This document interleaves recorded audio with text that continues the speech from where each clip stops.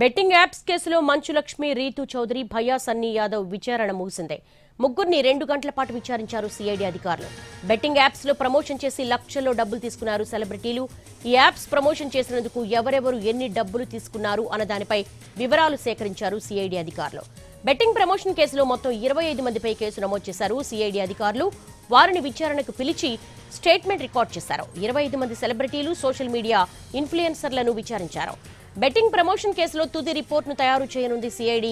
సెలబ్రిటీలు ఇచ్చిన వివరాల ఆధారంగా తదుపరి దర్యాప్తు చేయనుంది సిఐడి.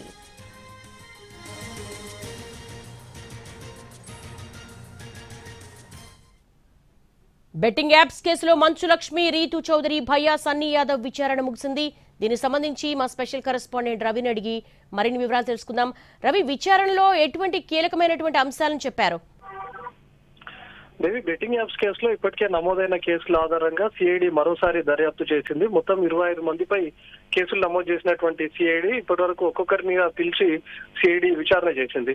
వాళ్ళు ఎలాంటి బెట్టింగ్ యాప్స్ కు ప్రమోట్ చేశారు, వాళ్ళతో ఎలాంటి ఒప్పందాన్ని కుదుర్చుకున్నారు, ఎన్ని కోట్లు లేకపోతే ఎన్ని లక్షల రూపాయలను మీరు ఒప్పందంగా కుదుర్చుకున్నారు, ఎన్ని దఫాల్లో తీసుకున్నటువంటి ట్రాన్సాక్షన్స్ ఏ విధంగా ఉన్నాయి, క్యాష్ రూపంలో తీసుకున్నారా లేకపోతే ఆన్లైన్ రూపంలో తీసుకుంటే మొత్తం 5 ఏళ్లకు సరిపడినటువంటి బ్యాంక్ స్టేట్మెంట్ అంతా తీసుకొని రావాలని చెప్పి కూడా వాళ్ళకు ఆదేశించారు.